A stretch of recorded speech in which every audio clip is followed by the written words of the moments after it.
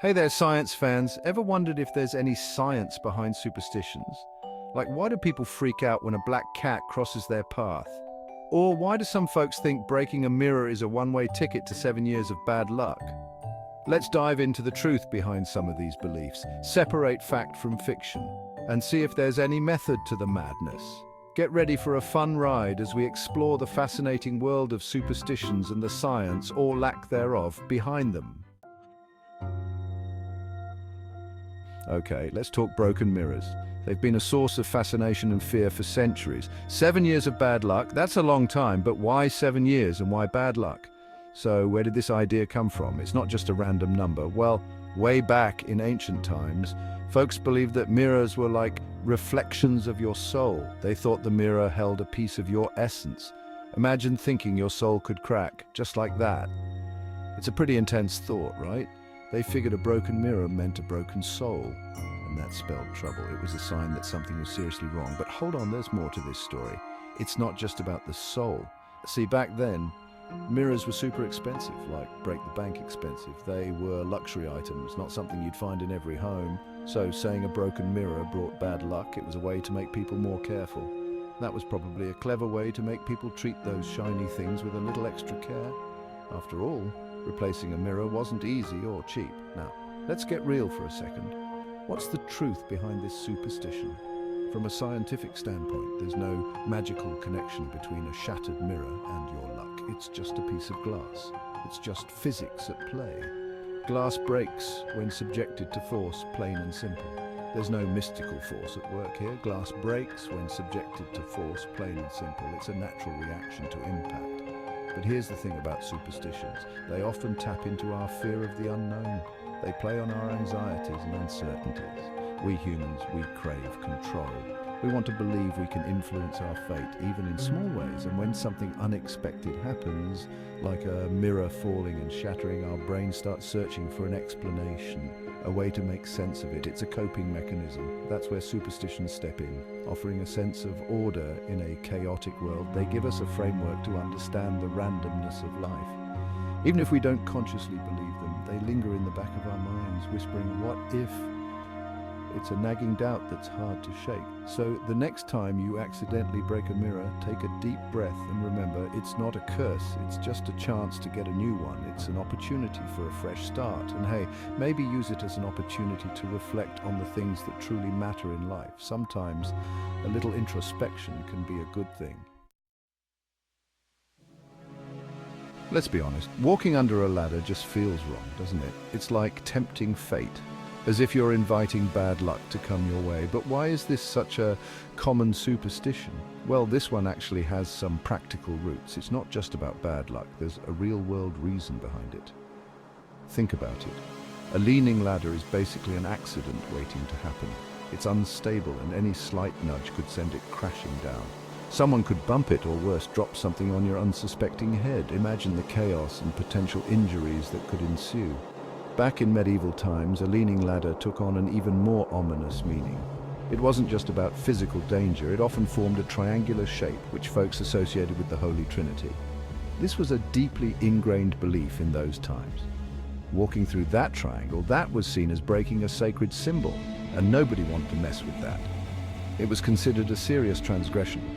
Over time, the practical and the symbolic got all tangled up, and voila, the superstition was born. It became a blend of safety concerns and spiritual beliefs. It's like a game of telephone passed down through generations, each whisper adding a bit of drama to the story. The tale grew with each retelling. Now, from a scientific perspective, there's no mystical force field around a ladder. It's all about physics and common sense. Gravity doesn't care if you walk under it or not. It's impartial and unchanging. But here's the thing, our brains are hardwired to recognize and avoid potential threats. It's a survival mechanism. And that looming ladder, it fits the bill. It triggers our instinct to be cautious. So, even if we know it's irrational, a part of us still hesitates, still feels that little twinge of apprehension. It's a deeply rooted response. It's like an evolutionary leftover, a reminder of our ancestors who had to be extra cautious to survive. Their vigilance kept them safe. So the next time you're faced with the ladder dilemma, use your best judgment. Think about the situation carefully. If it seems even remotely risky, walk around. There's no harm in being cautious, but if it's perfectly safe, go ahead. Defy the superstition. Sometimes it's good to challenge our irrational fears. You might just inspire someone else to do the same. Breaking free from superstitions can be empowering and liberating. Chapter 3. Black cats, feline friends or harbingers of doom.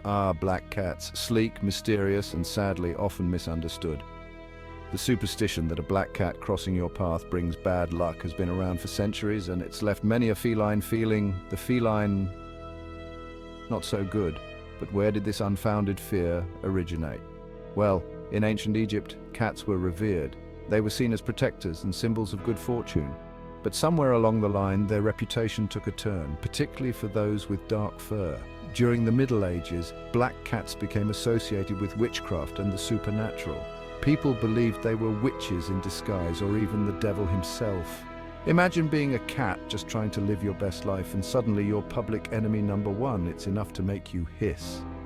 This fear of black cats, fueled by superstition and folklore, sadly persists in some cultures even today. But let's be real, folks. Black cats are just cats.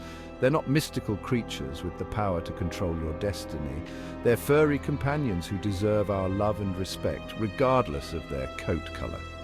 Scientifically speaking, there's absolutely no evidence to support the notion that a black cat crossing your path has any impact on your luck. It's simply a matter of coincidence.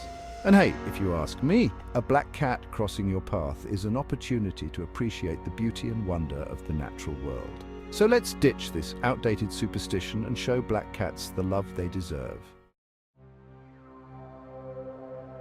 Chapter 4. Knock on wood seeking solace or just superstitious silliness. Ever find yourself saying knock on wood after tempting fate?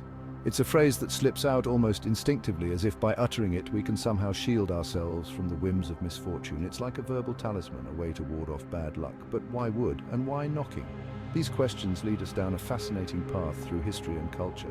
This superstition has roots that stretch back centuries, intertwining with ancient beliefs about trees and spirits. In many cultures, trees were seen as sacred, home to powerful deities and mystical forces. People believed that knocking on wood was a way to communicate with these spirits, to ask for their protection, or to thank them for good fortune. It was like a direct line to the supernatural. The Celts, for instance, believed that spirits and gods resided in trees, and by knocking on the trunk, they could call upon these entities for help or express gratitude. Some historians believe that this practice might be connected to early churches, where people would touch wooden crosses or statues for good luck. Over time, the act of touching wood evolved into knocking, and the belief in its power to influence fate persisted. This transition from touching to knocking could be seen as a way to make the ritual more accessible and less conspicuous in everyday life. Now, from a scientific perspective, there's no logical reason why knocking on wood would have any impact on the course of events. It's not like the universe is listening in, waiting for a secret knock to decide your fate. But here's the thing, rituals, even seemingly irrational ones, can have a powerful effect on our minds. They can provide a sense of control, reduce anxiety, and boost our confidence. Psychologists suggest that these actions can create a placebo effect, where the belief in the ritual's power can actually bring about a sense of calm and assurance. When we knock on wood, we're essentially engaging in a form of self-soothing, a way to manage our fear of the unknown. So the next time you're tempted to knock on wood, go for it. It's a small act, but it can have a surprisingly big impact on your mental state. It might not change the outcome of a situation, but it might just make you feel a little bit better. And who knows, maybe there's some ancient wisdom in acknowledging the interconnectedness of all things, even if it's just a symbolic gesture. After all, in a world full of uncertainties, finding comfort in small rituals can be a way to navigate the chaos with a bit more peace of mind. Chapter 5, Superstitions Unraveling the Mysteries. So there you have it, science fans. We've explored some of the most common superstitions, from broken mirrors to black cats, and discovered that while they might not hold up to scientific scrutiny, they offer a fascinating glimpse into the human psyche. These beliefs, passed down through generations, reveal our deep-seated desire to make sense of the world around us, to find patterns and explanations, even in the face of randomness. What are some of your favorite superstitions? Have you ever had any experiences that made you question whether there's more to these beliefs than meets the eye?